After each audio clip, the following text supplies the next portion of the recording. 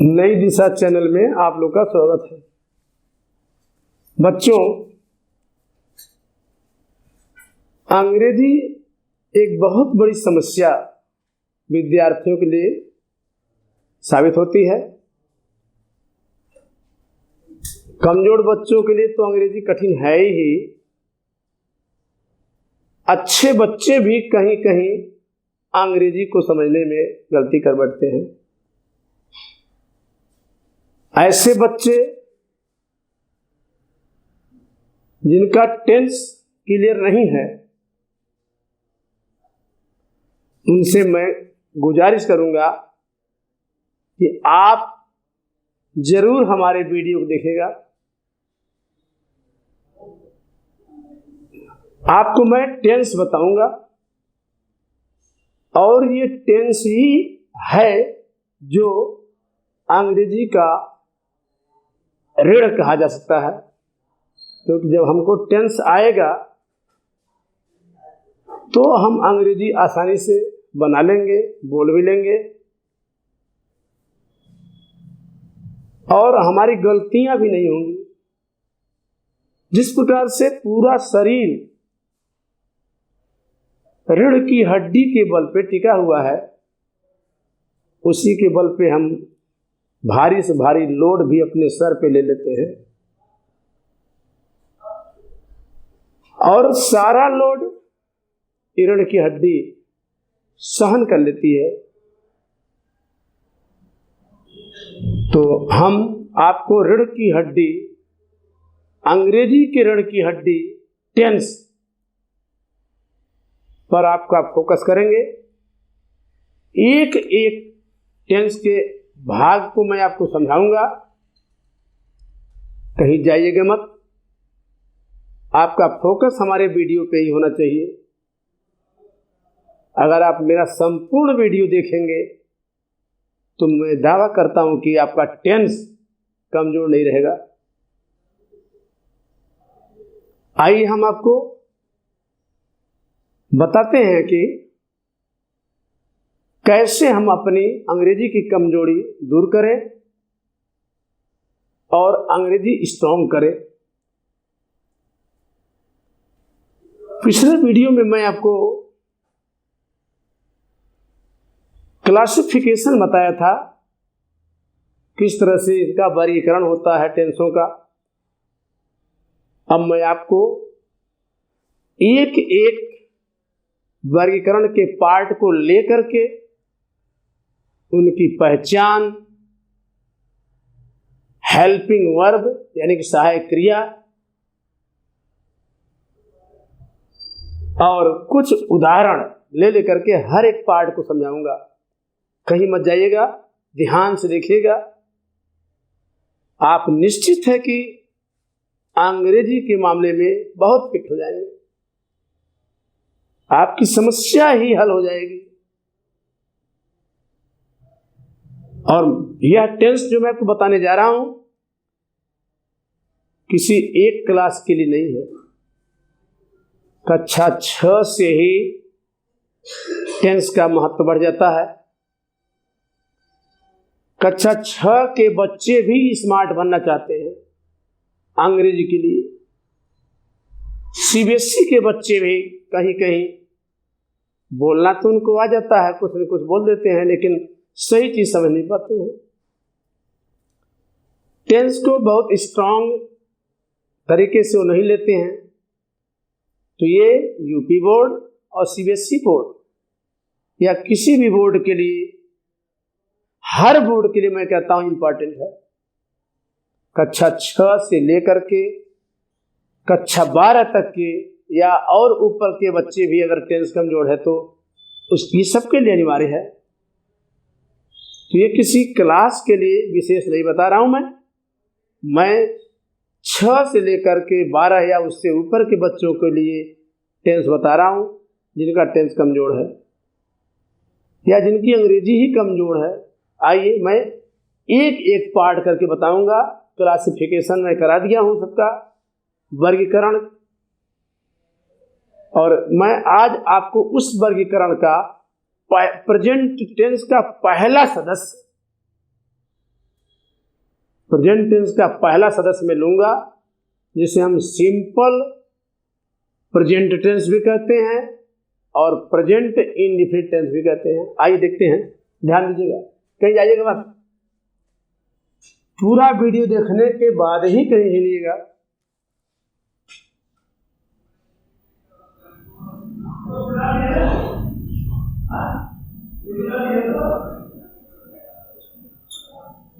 Present indefinite tense,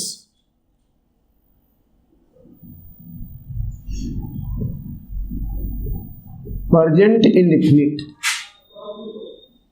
इसे हम simple present tense भी कहते हैं। प्रेजेंट इंडेफिनिट टेंस को हम सिंपल प्रेजेंट टेंस भी कहते हैं। सिंपल प्रेजेंट टेंस,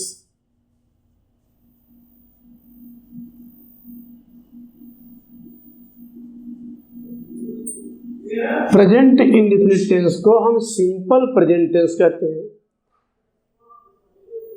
ये प्रेजेंट का पहला पार्ट है।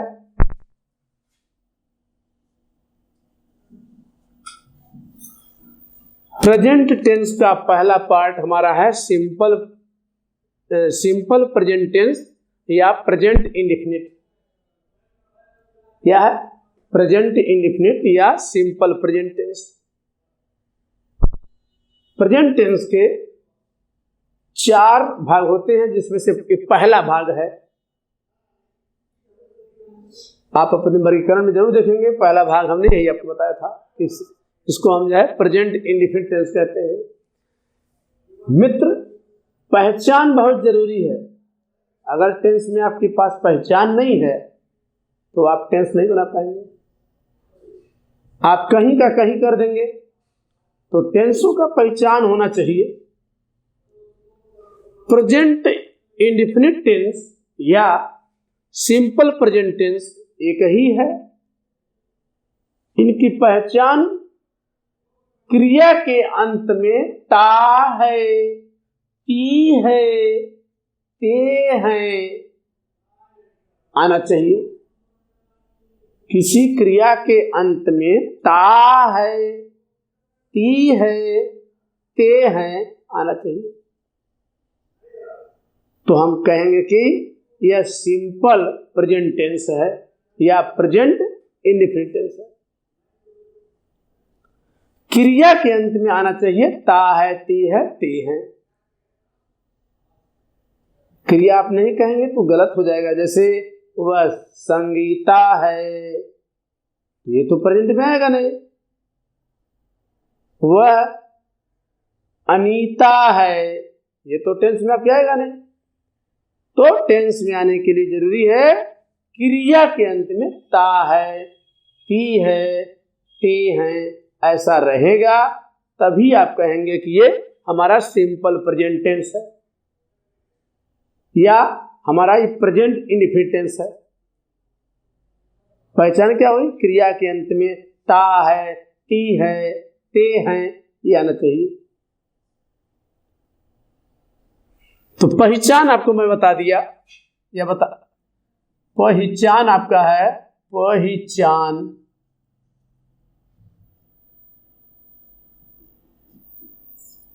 पहचान में आपका क्या हो गया? वर्ब के अंत में ता है, ती है और ते हैं आना चाहिए। वर्ब के साथ ता है, ती है, ते हैं ये जोड़ना चाहिए, तो हम कह देंगे हमारा वाक्य सिंपल प्रेजेंट टेंस है। सिंपल प्रेजेंट टेंस में सहायक क्रिया जो आप लगाएंगे वो डेज और डू का रहेगा, लेकिन दूसरे वाक्य से हम लगाएंगे इसको। सहायक क्रिया हेल्पिंग वर्ब आपका हो जाएगा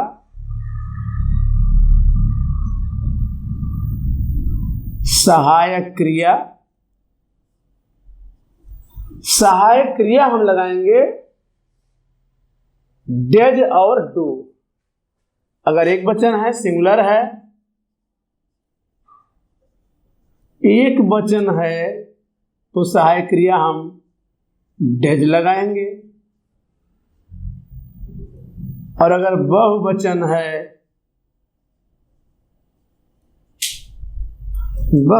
है तो सहायक क्रिया हम लोग जो है डू लगाएंगे।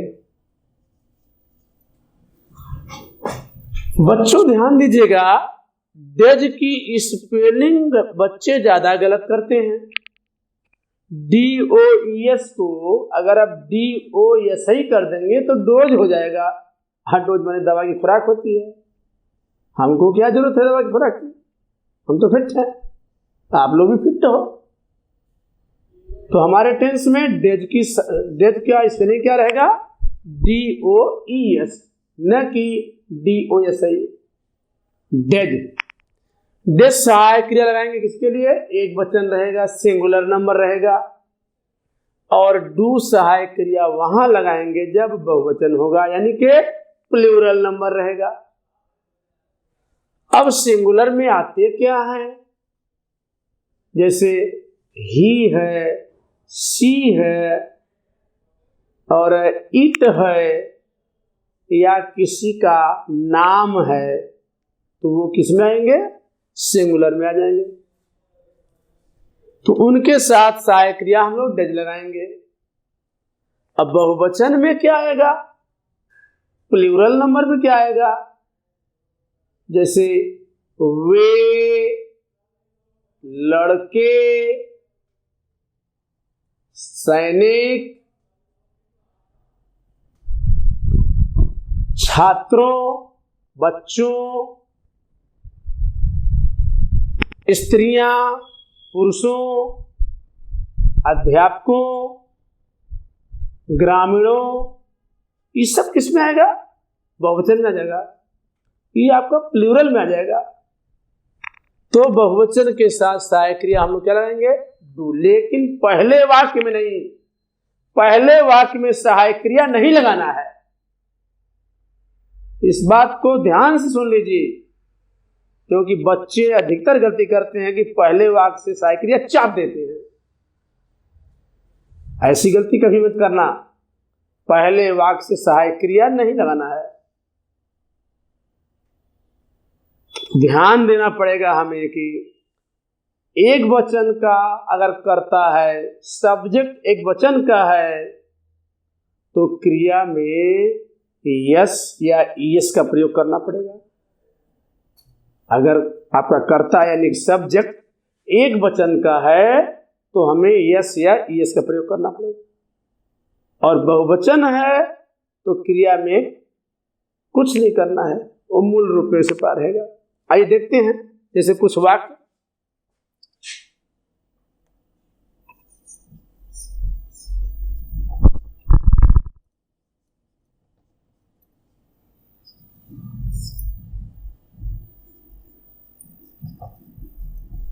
पहला वाक्य आपका है अफर्मेटिव सेंटेंस। पहला वाक्य क्या है? Affirmative sentence. हिंदी में कहते हैं स्वीकारात्मक वाक्य।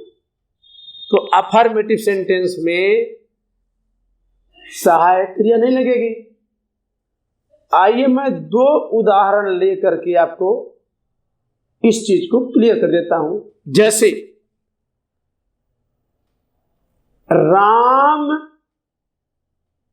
पत्र लिखता है, राम पत्र लिखता है, या सीता घर जाती है। आइए छोटा वाक्य मैं ले रहा हूं ताकि आपका कॉन्सेप्ट क्लियर रहेगा, जब तो बड़े वाक्य भी बन जाएंगे। सीता घर जाती है, राम पत्र लिखता है, लड़का पढ़ता है। इस तरह के छोटे छोटे वाक्य बनाएंगे। तो जैसे मैं वाक्य ले रहा हूं एक सिंगुलर का, एक प्लूरल का। सिंगुलर में क्या होगा?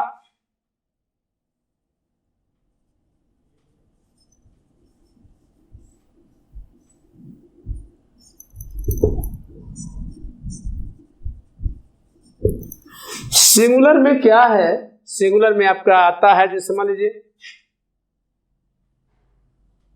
सीता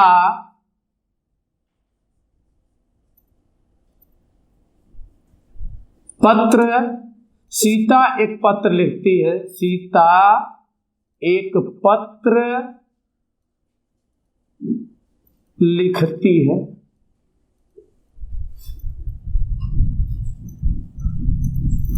क्या है? सीता एक पत्र लिखती है। यहां सीता के वचन है, बताइए? एक वचन है, सिंगुलर नंबर सीता है। तो सीता यहां कर्ता हो गया, सब्जेक्ट हो गया, तो उसकी अंग्रेजी हम पढ़ लिखेंगे SITA, सीता।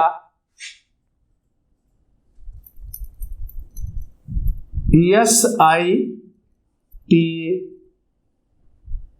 सीता। अब देखेंगे लिखना की अंग्रेजी क्या होती है? लिखना, राइट। क्या होता है? लिखना कहीं राइट। तो सीता राइट हो गया आपका। लेकिन मैं आपको कहा, समझाया, एक वचन कर्ता अगर रहेगा तो क्रिया में यस या यस लगा देते हैं। अब सवाल है कहाँ आप यस लगाएंगे, कहाँ यस? तो अगर ई पहले से ही है मौजूद तो वहां पे आपको यस ही लगाना पड़ेगा। अगर यस नहीं, ई नहीं मौजूद है तो आपको यस करना होगा। मतलब आपका अगर ई पहले से है तो केवल ऐसे ही लगाएंगे आप। तो Sita rights, WRITES, Sita rights मतलब सीता लिखती है। क्या लिखती है सीता? एक पत्र, एक पत्र। तो सीता राइट्स ए लेटर।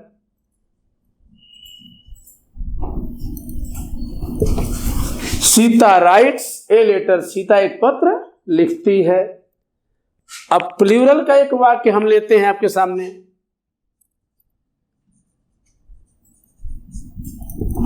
एक वाक्य लेते हैं प्लूरल का, जैसे वे विद्यालय जाते हैं। लंबा वाक्य मैं नहीं ले रहा हूं ताकि आपका छोटे छोटे वाक्य से कॉन्सेप्ट क्लियर कर रहे हैं। पहले लंबा वाक्य भी लिया जा सकता है। तो लड़के विद्यालय जाते हैं।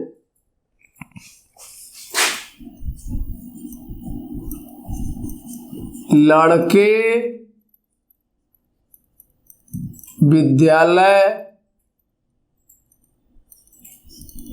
जाते हैं।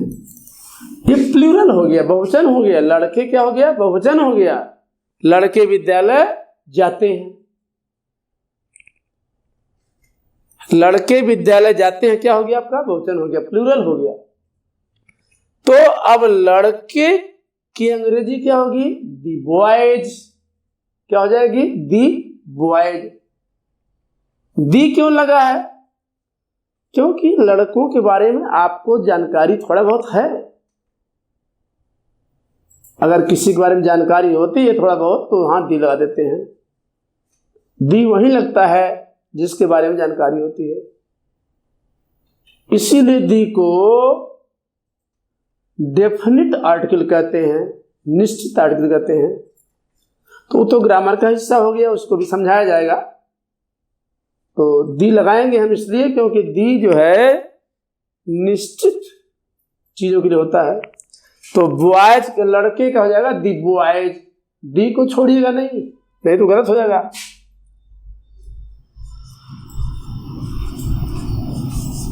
दी बॉयज। अब बच्चे कहां जाते हैं? विद्यालय जाते हैं। तो the boys go to school. The boys go to school. School के पहले दी नहीं लगाइएगा, भूल करके भी नहीं लगाइएगा। कारण है इसमें दी लगता कहां है इसके बारे में हमको जानकारी बाद में दी जाएगी, क्योंकि ग्रामर का एक हिस्सा है। किस चीज को कहां लगना है उसके लिए आपको एक्स्ट्रा अलग से पढ़ाया जाएगा, बताया जाएगा। लेकिन इतना ध्यान दीजिएगा कि बच्चों का स्कूल से संबंध है, तो जिनका जहां से संबंध होता है वहां टू लगाते हैं, न कि दी। और जिनका जहां से संबंध नहीं होता है तो वहाँ दी लगा देते हैं। जैसे यही में इसी वाक्य में मैं अगर कह दूं कि इंजीनियर विद्यालय में मरम्मत के लिए जाता है, तो इंजीनियर का विद्यालय से कोई काम है नहीं, उससे तो पढ़ना है नहीं, तो पढ़ करके नौकरी कर रहा है। तो इंजीनियर अगर विद्यालय में जाता है तो वहाँ पे स्कूल के पहले दी लगा दिया जाएगा। इसके बारे में जानकारी डिटेल आपको बाद में दी जाएगी। इतना ध्यान रखिएगा कि बच्चों का स्कूल से संबंध है इसलिए टू लग गया है, जिनका संबंध स्कूल से नहीं होगा तो स्कूल के पहले दी लगा दिया जाएगा। दी लगने और न लगने के लिए आपको बताया गया। तो the boys go to school.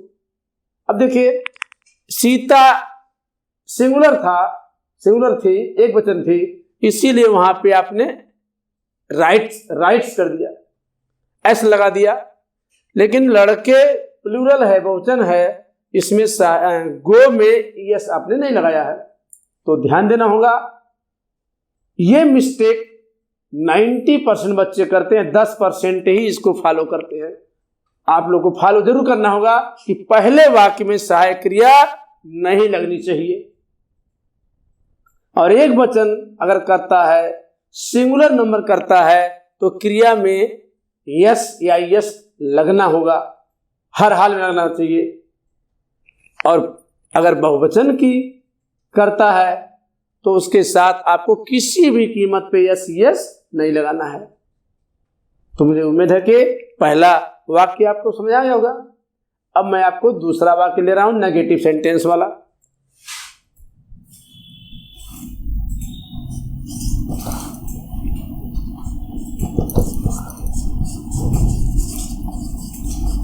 Negative sentence, दूसरा वाक्य आपका है नेगेटिव सेंटेंस, नकारात्मक वाक्य, जहां नकार दिया जाए। जैसे सीता एक पत्र लिखती है, हम नहीं मानते हैं, हो सकता है लव लेटर लिख रही तो ऐसे जगह ध्यान देना है, नकार देना, वो कहते हैं नकारात्मक वाक्य।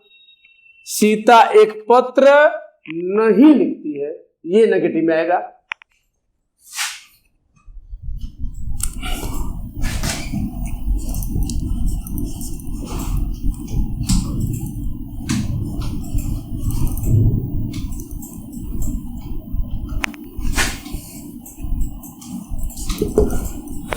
तो नेगेटिव माने नकारात्मक वाक्य हो गया, नकार दिया गया। अफर्मेटिव सेंटेंस का अर्थ होता है स्वीकारात्मक वाक्य। मैं हिंदी बता दे रहा हूं यहां से आपको, स्वीकारात्मक वाक्य, स्वीकारात्मक वाक्य हो गया ये।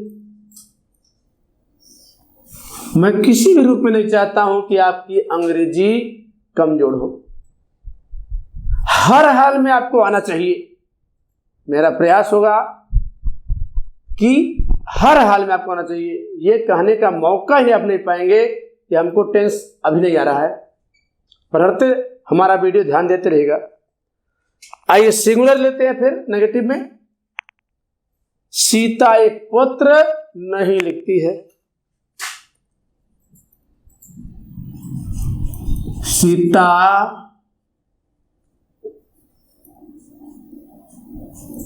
एक पत्र नहीं लिखती है।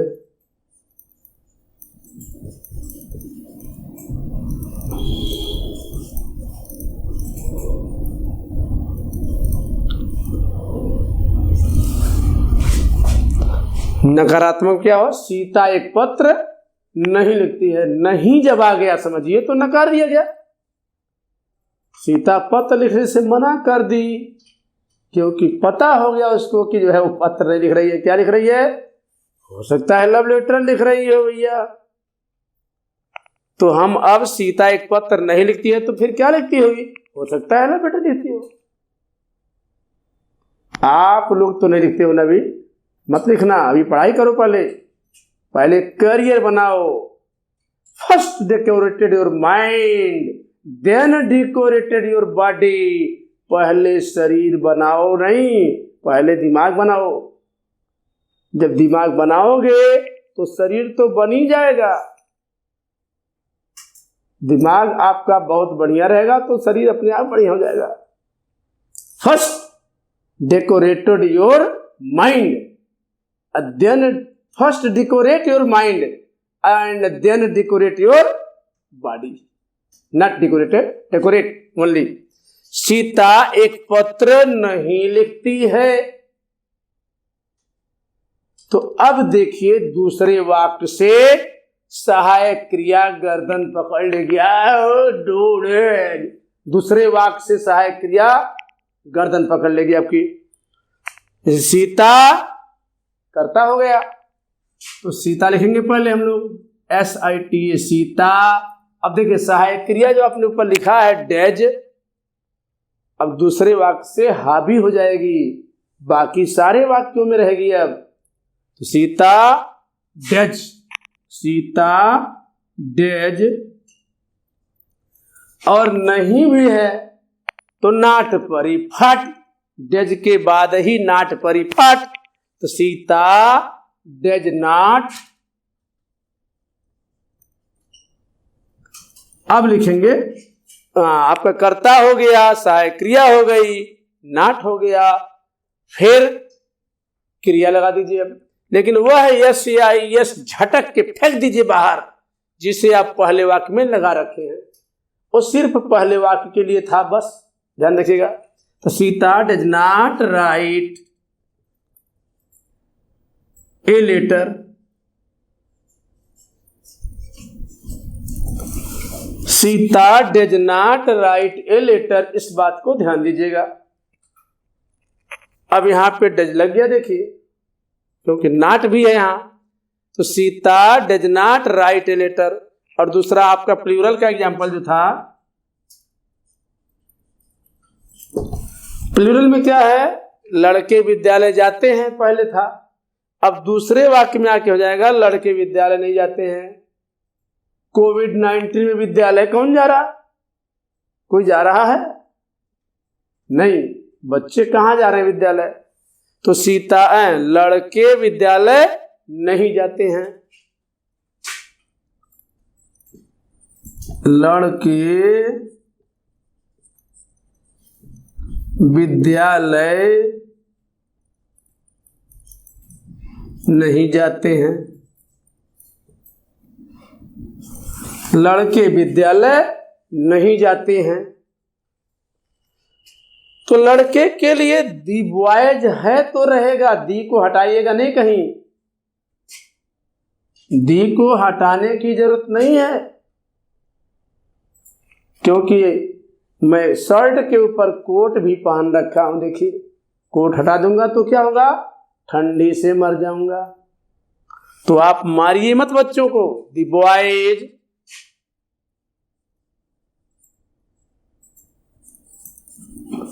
दी बॉयज। अब बच्चे बहुवचन है तो सहायक क्रिया क्या लगाएंगे, डू, क्या लगाएंगे, डू। ऊपर ही बताया गया, देखिए बहुवचन होने पे डू लगाते हैं। तो द बॉयज डू। इसके बाद इसमें वाक्य में नहीं आया है तो नहीं के लिए क्या करेंगे, नाट परिफाट, नाट परिफाट। तो the boys do not go to school, the boys do not go to school. ये दूसरा वाक्य हो गया। अब मैं इसे नीचे से मिटा सकता हूं, इसको इसे मैं मिटाना चाहता हूं, क्या नीचे से मिटाया जा सकता है इसको,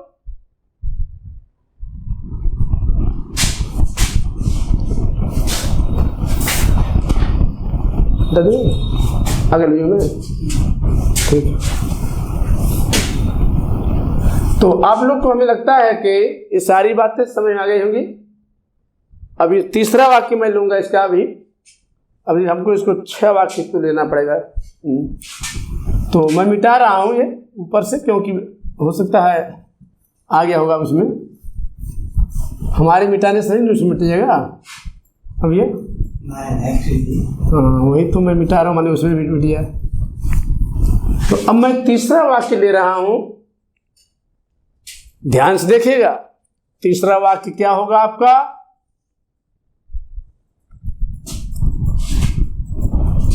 इंट्रोगेटिव सेंटेंस। क्या होगा? Interrogative sentence.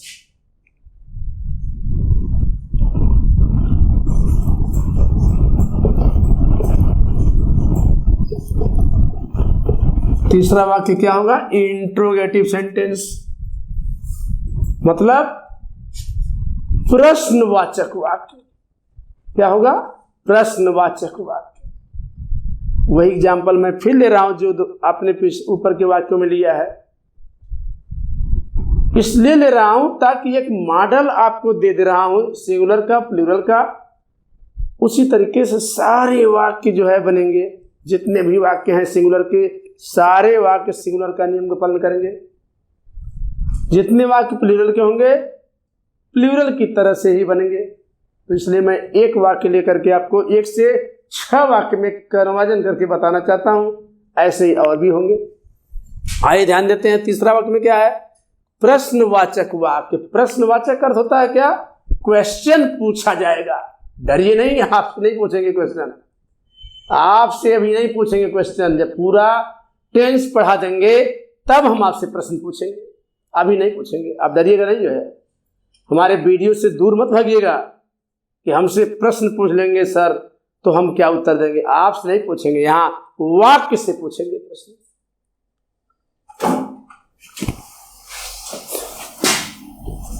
ध्यान दीजिए। SINGULAR सिंगुलर में क्या होगा? वही हम वाक्य क्या लिए थे? सीता एक पत्र लिखती है। दूसरा वाक्य हुआ सीता एक पत्र नहीं लिखती है। तीसरा वाक्य हमारा होगा क्या सीता एक पत्र लिखती है? क्या सीता एक पत्र लिखती है?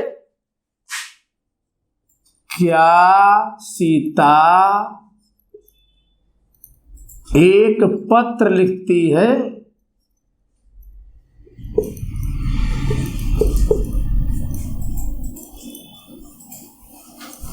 क्या सीता एक पत्र लिखती है? तीसरा वाक्य है, इंट्रोगेटिव है। पूछा जा रहा है क्या सीता एक पत्र लिखती है? तो क्या के लिए जनरली बच्चे व्हाट लगा देते हैं इस तरह से। ऐसा नहीं होगा।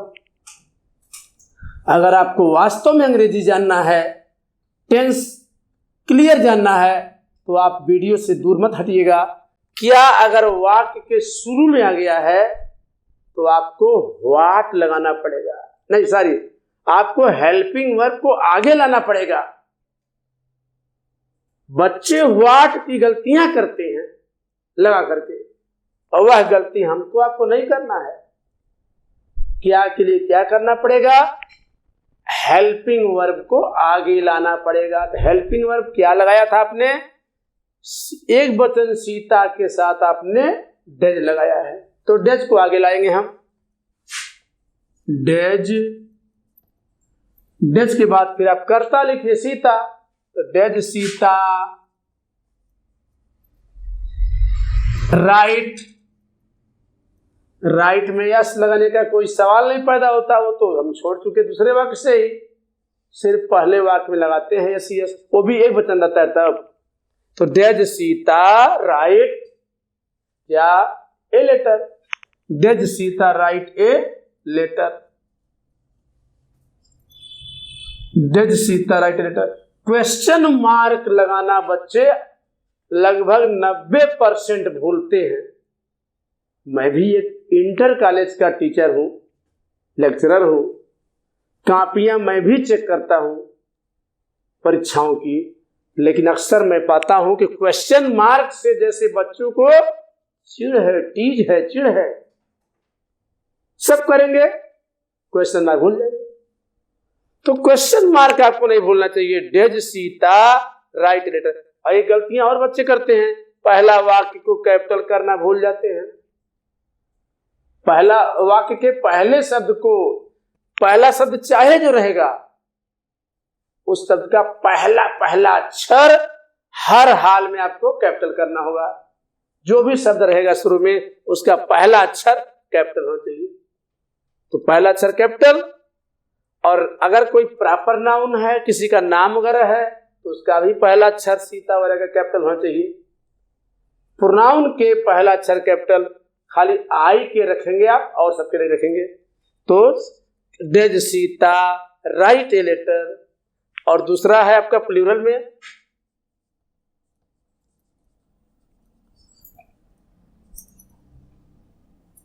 क्या लड़के विद्यालय, क्या लड़के विद्यालय जाते हैं? क्या लड़के विद्यालय जाते हैं, ये तीसरा वाक्य हो गया। तो क्या के लिए आप सहायक क्रिया क्या लगाओगे? क्या आगे आ गया तो जाहिर है सहायक क्रिया यहां भी आपको आगे लाना होगा। तो लड़के के साथ सहायक क्रिया आपने डू लगाया था दूसरे वाक्य में, तो यहां भी डू आगे आएगा। और दी बॉयज के साथ में दी को मत भूलिएगा, दी तो साथ में रहेगा। डी आपका अंडरवियर और पैंट जैसा संबंध है। दी का संबंध लड़के के साथ कैसा है? जैसे अंडरवियर के ऊपर पैंट आप पहनते हो। तो डू दी बॉयज, अक्सर वाक्य में बच्चे दी एकाध वाक्य लगाते हैं, बाकी वाक्य में दी भुला जाते हैं, छोड़ देते हैं। ऐसा नहीं होगा, दी तो पकड़ा रहेगा, गला पकड़े रहेगा। तो do the boys go to school, go to school. Question mark लगाना ना भूले। और चौथा वाक्य हमारा है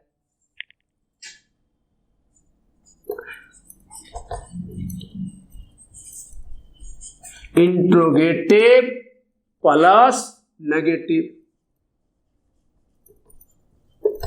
चौथा वाक्य हमारा क्या है? Interrogative plus negative. इंट्रोगेटिव भी रहेगा और नेगेटिव भी रहेगा। प्रश्न भी पूछे जाएंगे और नकारे भी जाएंगे। जैसे फिर देखते हैं हम सिंगुलर और प्लूरल, वही एग्जाम्पल ले रहे हैं हम।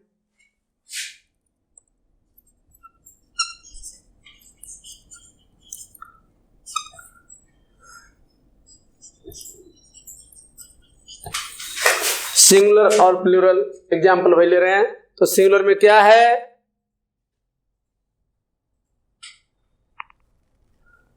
क्या सीता एक पत्र लिखती है का यहां हो जाएगा क्या सीता एक पत्र नहीं लिखती है। तो क्या भी हो जाएगा, नहीं भी हो जाएगा। क्या सीता एक पत्र नहीं लिखती है।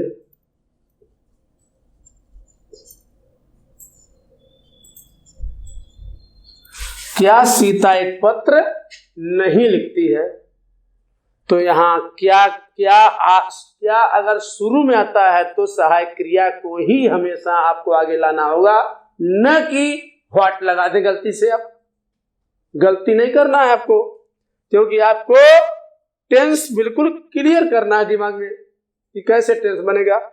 अपनी रीढ़ की हड्डी मजबूत रखते हैं, जैसे आप कैल्शियम वगैरह की जो है सिरप पीते हो ना भैया, तो यहां भी आपको सिरप पीना पड़ेगा, नियमों का सिरप पीना पड़ेगा।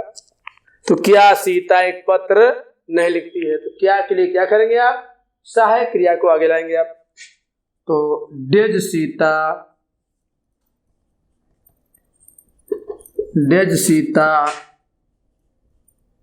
Right, does Sita write a letter, does Sita write a letter.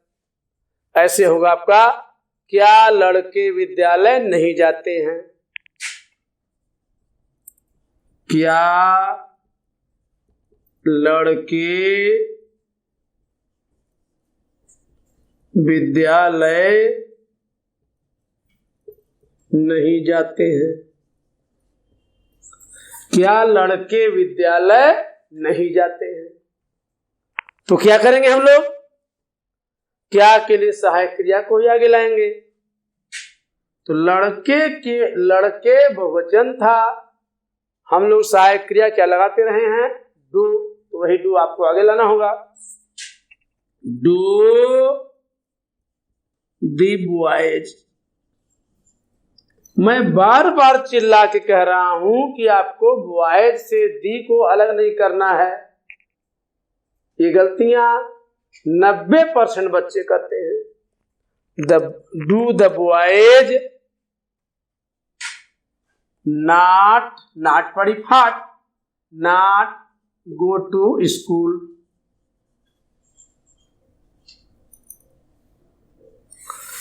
Do the boys not go to school.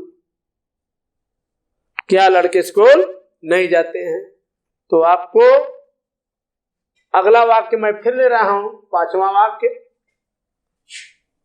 ये तो हो गया आपका इंट्रोगेटिव सेंटेंस, ये हो गया इंट्रोगेटिव और नेगेटिव सेंटेंस। हमें लगता है कि आपको क्लियर हो गया होगा। अरे इंट्रोगेटिव में ही नाट पड़ी फट, नाट पड़ी फट। देखिए नाट आपने, यही वाक्य सेम है, इंट्रोगेटिव भी इसमें भी है, खाली नाट आपने बढ़ा दिया है, ध्यान रखिए इस बात को। अब चौथा के बाद 5वां वाक्य लेंगे हम, WH वाले वाक्य।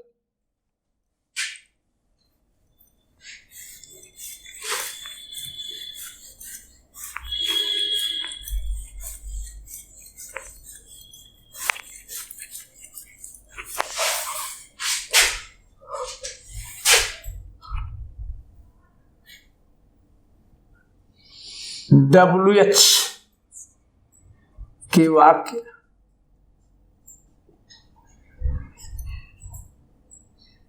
हम WH के वाक्य ले रहे हैं। WH का तात्पर्य क्या होता है?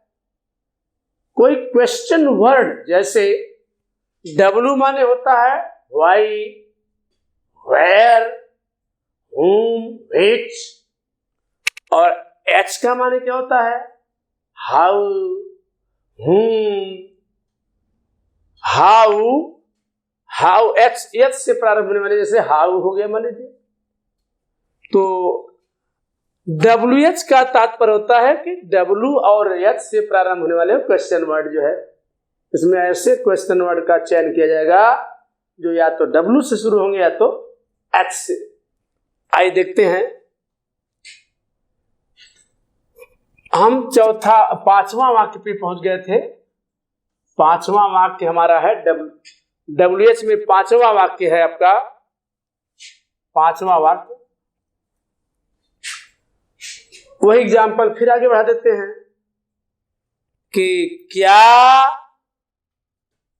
सीता एक पत्र क्यों लिखती है, या सीता एक पत्र कैसे लिखती है। सीता एक पत्र कहां लिखती है? प्रेमी के पास। अरे भैया पता नहीं हमको, आप भी नहीं जानते हो। तो सीता एक पत्र कहां लिखती है, ये हमारा WH में आ जाएगा, क्योंकि कहां लग गया। सीता एक पत्र क्यों लिखती है, ये भी हमारा WH में आ गया। तो व्हाट, वेयर, हु, व्हेन वगैरह अगर किसी वाक्य के बीच में आ जाते हैं तो उनकी अंग्रेजी सबसे पहले नंबर 1 पे डाल दीजिए।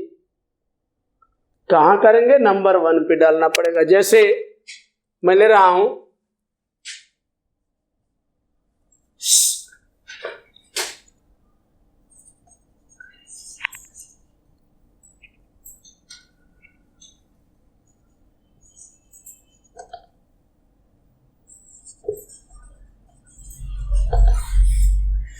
सिंगुलर में, वही सीता एक पत्र क्यों लिखती है।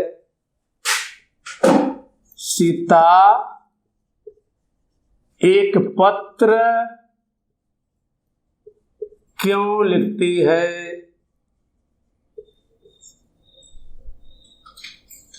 सीता एक पत्र क्यों लिखती है।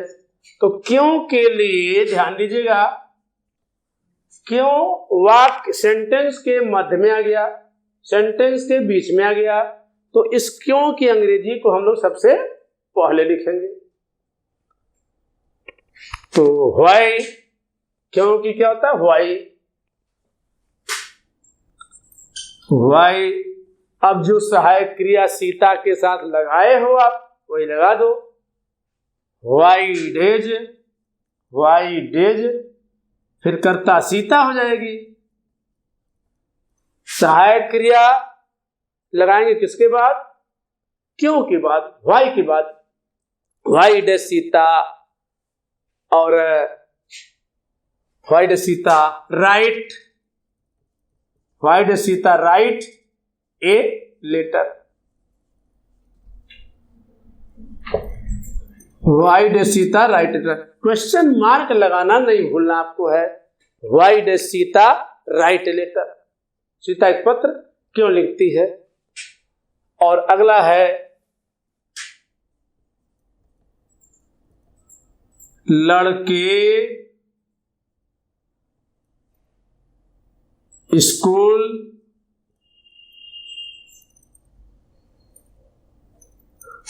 लड़के स्कूल कहाँ जाते हैं, कहाँ जाते हैं।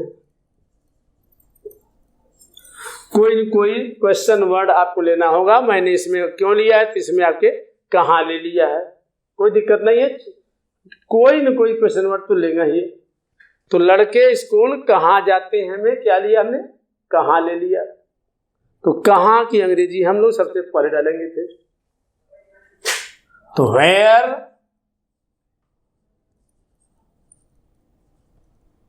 सहायक क्रिया तो डू लगाते हैं हम लोग, लगाना ही पड़ेगा।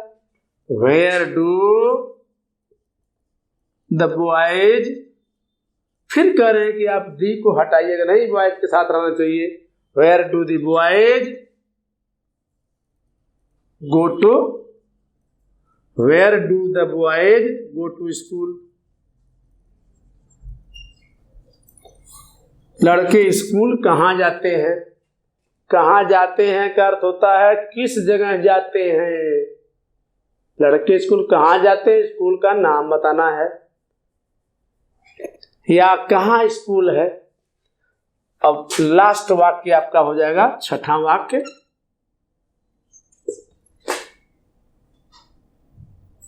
WH का छठा वाक्य हो जाएगा नॉट, और बढ़ जाएगा उसी में।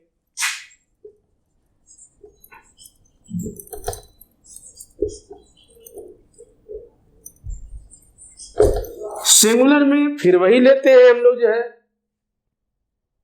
सीता एक पत्र क्यों लिखती है, सीता एक पत्र क्यों नहीं लिखती है, नॉट और बढ़ जाएगा। सीता एक पत्र क्यों नहीं लिखती है,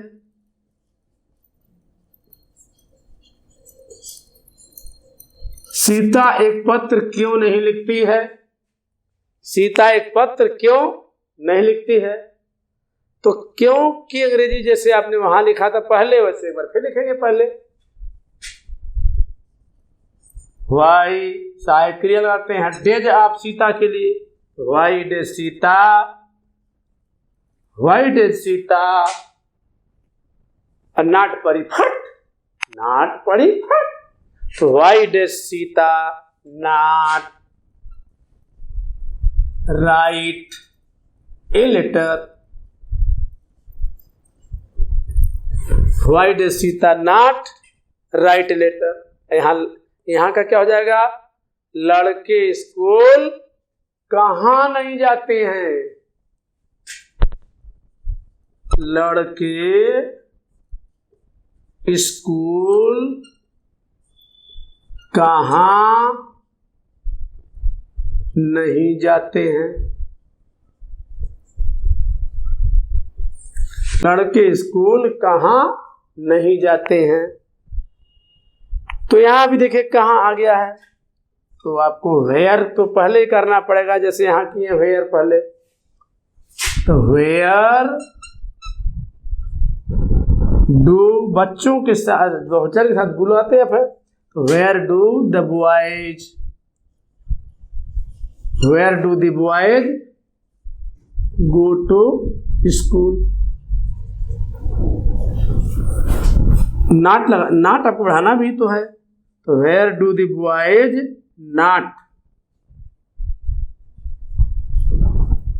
नॉट गो टू स्कूल।